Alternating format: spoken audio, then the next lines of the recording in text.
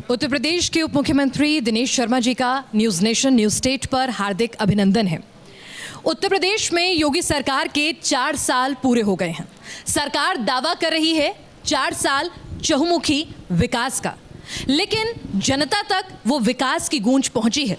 विपक्ष कह रहा है कि रिपोर्ट कार्ड दिखाइए, साबित कीजिए इस चहुमुखी विकास को।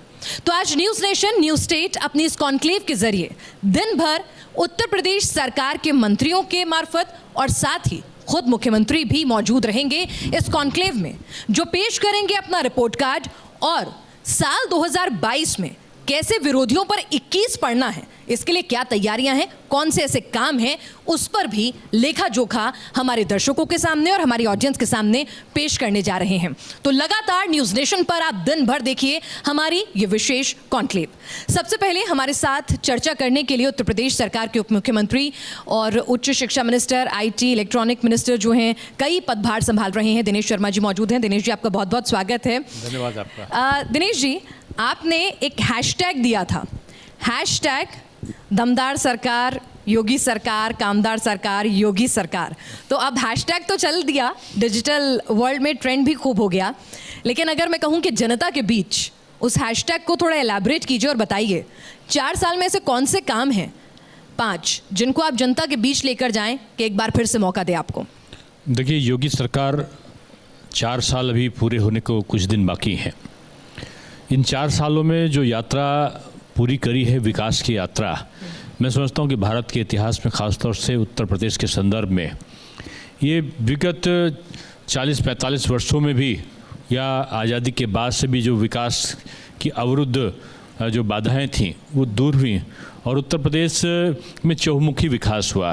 चाहे स्वास्थ्य के क्षेत्र में रहा हो, चाहे शिक्षा के क्षेत्र में रहा हो, चाहे विद्युत के क्षेत्र में रहा हो, चाहे किसानों के खाद्यान्न खरीद के संदर्भ में रहा हो, उत्पादन के क्षेत्र में रहा हो, हर तरफ अगर आप देखो तो एक डेवलपमेंट प्रोसेस जो बाधित था पहले से, वो काफ़ी तेज़ी के साथ आगे बढ़ा है।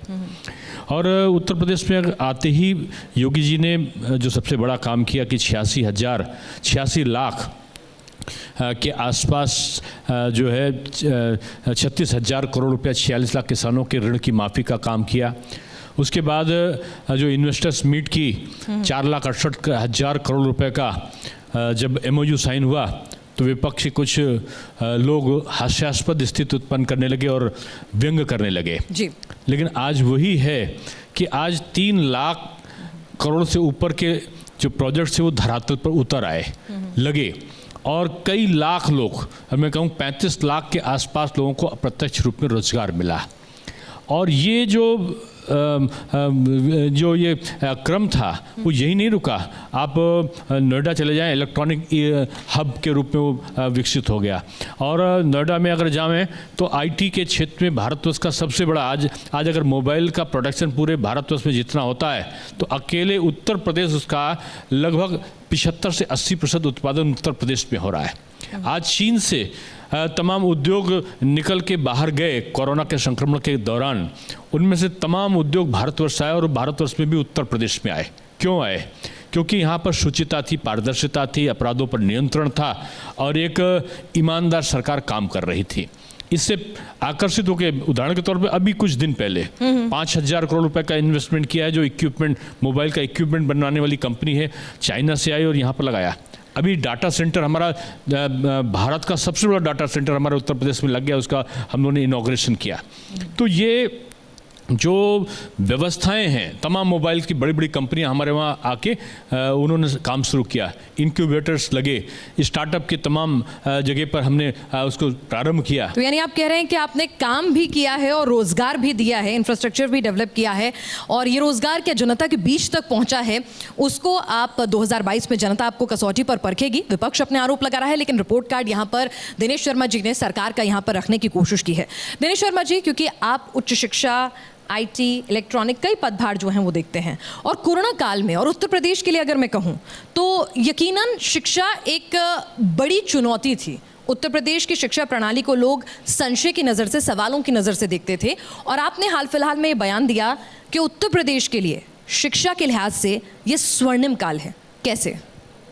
देखिए, मैं नहीं कह रहा हूँ, देश और विदेश के पत्र पत्रिकाओं में लिखा है कि भारतवर्ष में उत्तर प्रदेश में शैक्षिक क्रांति, ये शब्द का इजाद मैंने नहीं किया है। और उसके पीछे कारण ये दिया कि आज लगभग 250 से ऊपर 248 के आसपास जो माध्यमिक विद्यालय हैं, नए माध्यमिक विद्यालय उत्तर प्रदेश में मात्र 4 साल में बने। 248 मैं इसलिए कह रहा हूँ कि 48 कुल बने थे 15 वर्षों में, कुल उत्तर प्रदेश में बने थे।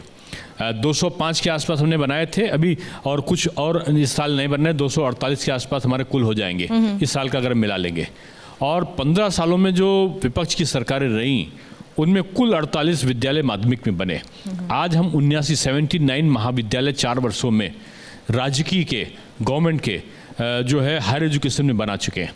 आज 3 विश्वविद्यालय, राज्य विश्वविद्यालय हमारे बनना प्रारंभ हो गए हैं, अलीगढ़ में, सहारनपुर में और आजमगढ़ में। आज अगर देखें तो निजी विद्यालयों के क्षेत्र में हम तमाम निजी विश्वविद्यालय के हम जो है आशय पत्र निर्गत कर चुके हैं, और वो अंतिम क्षण में वो हैं कि वो कब प्रारंभ हो जाए। दिनेश जी, आपने निजी विश्वविद्यालयों का, निजी हायर एजुकेशन का खुद ही जिक्र किया है, तो विपक्ष का एक आरोप जो है वो लगता है कि इतनी सारी प्राइवेट यूनिवर्सिटी और जिस तरह से अपकमिंग इंस्टीट्यूशंस जो हैं वो आ रहे हैं, तो कहीं ना कहीं योगी सरकार में शिक्षा क्या निजीकरण की तरफ ज़्यादा बढ़ रही है? ये आरोप आपके विपक्षी लगा रहे हैं, तो उस पर भी सफाई हम चाहेंगे। उनको शायद जानकारी का अभाव होगा जो लोग ऐसा आरोप लगा रहे हैं, क्योंकि उत्तर प्रदेश में तो शिक्षा निजी क्षेत्रों में पहले से है। हमारे वहाँ राजकीय विद्यालय जितने हैं वो मात्र होंगे राजकीय विद्यालय। अगर हम माध्यमिक शिक्षा की बात करें तो हमारे पास होंगे 17 से 19% के आसपास। बाकी 80% जो विद्यालय हैं वो निजी क्षेत्र के हैं, पहले से हैं, हमारे समय से नहीं, पहले से हैं। तो निजी क्षेत्र का जो वित्तविहीन विद्यालय हैं वही आज शिक्षा के अधिकांश क्षेत्रों में पठन पाठन की प्रक्रिया को संचालित कर रहे हैं। हमारे एडेड विद्यालय भी हैं और राजकीय विद्यालय भी हैं, लेकिन उनकी संख्या कम है। वित्तविहीन की संख्या ज़्यादा है जिनको आप निजी का नाम दे रहे हैं। तो निजी जो शिक्षा के क्षेत्र में आप विदेशों में जाइए तो निजी क्षेत्रों में बहुत अच्छा काम हुआ है, भारतवर्ष में बहुत अच्छा काम हुआ है। हमारे निजी कई जो विश्वविद्यालय हैं उनमें लगभग 18 देशों के, एक विश्वविद्यालय में नाम नहीं ले रहा हूँ निजी क्षेत्र का, नोएडा में लगा है, 18 देशों के लोग उसमें पढ़ने के लिए आते हैं। तो अगर हमारे वहाँ हम आयुष विद्यालय खोल रहे हैं, हम विधि विश्वविद्यालय खोल रहे हैं, हम स्पोर्ट्स विश्वविद्यालय खोल रहे हैं, कृषि विश्वविद्यालय खोल रहे हैं, हम विभिन्न क्षेत्रों के अलग अलग विश्वविद्यालयों की स्थापना उत्तर प्रदेश में करने जा रहे हैं। तो इसका सीधा प्रभाव यह है कि उत्तर प्रदेश अब एक एजुकेशनल हब के रूप में काम करेगा। हमारे मेडिकल कॉलेज 12 मेडिकल कॉलेज थे पहले जी, आज हमारे 30 से ऊपर मेडिकल कॉलेज काम करना शुरू कर दिए। हम हर जिले में मेडिकल कॉलेज बन जाए इसकी कल्पना लेकर आगे चल रहे हैं, उसका हमने प्रावधान किया है। हम हमारे 2 एम्स आज अमेठी और गोरखपुर में काम करने लगे हैं। तो ये गति है उत्तर प्रदेश सरकार की जो इतनी तेजी गति से बढ़ी कि लोग कल्पना नहीं कर सकते थे कि आज पूर्वांचल एक्सप्रेसवे में तेजी से काम हो रहा है, तो आज बुंदेलखंड एक्सप्रेसवे भी बन रहा है। आज गंगा एक्सप्रेसवे की ज़मीनें ली जा चुकी हैं, तो आज डिफेंस कॉरिडोर में लगभग 10 से 15 लाख लोगों को रोजगार मिलने की व्यवस्था हो गई है। कई हजार करोड़ रुपए का डिफेंस कॉरिडोर में इन्वेस्टमेंट हुआ है। कह रहे हैं सरकार और निजी स्तर पे, दोनों स्तर पे काम करके आप शिक्षा का स्तर जो है उत्तर प्रदेश में उसे एक हब के तौर पर डेवलप कर रहे हैं, क्रांति लाने की कोशिश कर रहे हैं। और ये क्रांति तब तक मुमकिन नहीं है दिनेश जी जब तक हम डिजिटल क्रांति ना लाएं एजुकेशन में। और कोरोना काल में हमने ये ज़रूरत महसूस भी की है, उसमें कुछ कमियां, कुछ लूपहोल्स भी निकल कर आए, खासतौर से प्राइमरी और मिडिल एजुकेशन की अगर बात करें तो क्या आपको लगता है कि अभी और रिवैम्प्स की ज़रूरत है और उस दिशा में कैसे काम होगा? देखिए, 2 हमारे पास हायर एजुकेशन और सेकेंडरी एजुकेशन है। हायर एजुकेशन के बारे में मैं पहले बताऊं तो हमने जो कॉमन कैरिकुलर है कि हमारे पाठ्यक्रम में 70% सारे विश्वविद्यालयों में एक सा पाठ्यक्रम हो, 30% विश्वविद्यालय को स्वायत्ता हो कि वो अपना पाठ्यक्रम का निर्धारण करे। ये नई शिक्षा नीति के तहत हम सब में लागू कर रहे हैं। इसके साथ साथ हमने एमफिल की जो कोर्स था उसको हमने समाप्त कर दिया। हमने ऑनलाइन टीचिंग पे इतना जोर दिया कि हमारे कंटेंट्स, डिजिटल लाइब्रेरी हमने कोरोना संक्रमण काल में हायर एजुकेशन के इस पर हमने उसको इस्टेब्लिश किया। 79,000 एक रिकॉर्ड है भारतवर्ष का कि हमने 79,000 कंटेंट्स जो अच्छे लेक्चर्स के लेक्चर थे, उनके वीडियो थे, उनके ऑडियो थे, उनको हमने यूट्यूब पे अपलोड किया, अपने डिजिटल लाइब्रेरी पे अपलोड किया। अभी ऑस्ट्रेलिया के राजदूत आए थे कि हम शिक्षा के संबंध में उत्तर प्रदेश से हम कुछ टाई अप करें। आप जानते हो भारतवर्ष में 6 विश्वविद्यालय जो टॉप के 100 विश्वविद्यालय हैं उसमें 6 ऑस्ट्रेलिया के हैं और ऑस्ट्रेलिया के 6 विश्वविद्यालयों की ग्रेडिंग बहुत बड़ी है।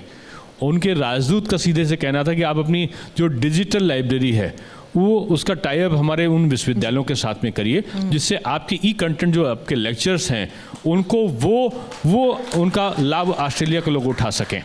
ये दूसरे लोग कर रहे हैं। अभी आईआईटी खड़गपुर ने हमारे साथ एमओयू साइन किया है। भारत की जो डिजिटल लाइब्रेरी है उसने हमारे साथ एमओयू साइन किया है। आज मध्य प्रदेश के और तमाम दूसरे प्रदेशों के लोग उत्तर प्रदेश आए हैं कि हमने शिक्षा के परिवर्तन कैसे किया इसका अध्ययन कर रहे हैं। उनकी टीमें रोज काम करने कई दिन रह के यहाँ पे गई हैं।